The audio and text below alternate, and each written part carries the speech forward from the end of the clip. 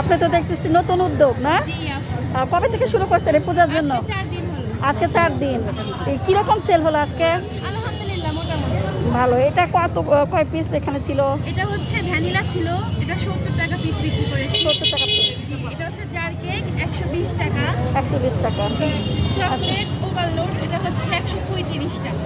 আচ্ছা আচ্ছা। আর এটা হচ্ছে রসমালাই কেক, এটা হচ্ছে 150 টাকা। 150 টাকা। আর এই লাভ কেকটা দেখতে পাচ্ছেন এটা হচ্ছে 100 টাকা।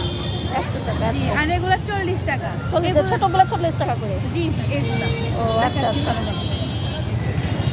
তো আপনার এই যে কেক বিক্রির আপনি পড়াশোনা করেন নাকি গৃহিণী? জি আপনি পড়াশোনা করেন না গৃহিণী? জি, আমি পড়াশোনা করি প্লাস গৃহিণী।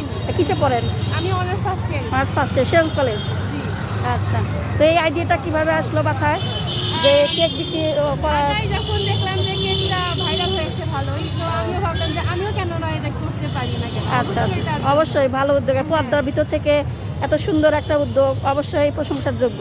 জি। আর মোটামুটি বিক্রি ভালো হচ্ছে তো না? জি তো আলহামদুলিল্লাহ। ইনশাল্লাহ দোয়া করি আপনার বিক্রি আরো ভালো হোক, আপনার উদ্যোগটা সফল হোক। হ্যাঁ। আপনার জন্য দোয়া থাকলো। ঠিক আছে আপু? আচ্ছা। আচ্ছা, ধন্যবাদ।